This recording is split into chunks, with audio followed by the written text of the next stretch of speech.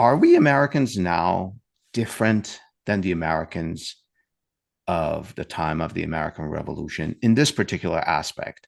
That did they sort of accept certain things, that this is my lot in life, this is how things are, that there's the House of Burgess in Virginia, or there are the, I don't know, um, the loyalists that are connected to London?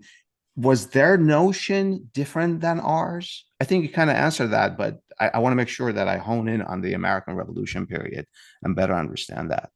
Right. I would say that, and this is again a supposition of sorts, Yeah. in every era, people find the world they live in to be normal.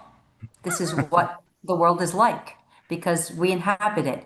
And other places Some may seem, beg to differ with our time right now, Dr. or maybe Rosenfeld. they will, Yeah, yes. yeah. In general, In you think general, yeah. other places or other times are strange. So the Yeah. past is a foreign country is a sense that if you went back in time sitting where you are, or you traveled around the globe to somewhere else, you'd find things that you found strange because you're used to your own reality. Yeah. So it's certainly colonists, for instance, if that's what we're talking about in the 18th Yes, century, yes, yes. didn't sit around thinking it's so strange that we're an outpost of Britain.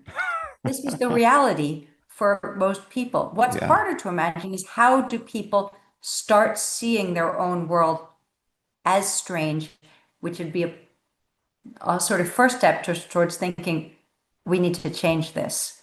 You have to see something as wrong because it doesn't accord with what should be before anybody's going to turn into a revolutionary of any kind. Revolutions are rare. Most of the time, people might grumble about things, but they take the world to be largely as things are. Yeah. You know, we accept all kinds of things in daily life that someday somebody's going to say about us, how could they have lived that way?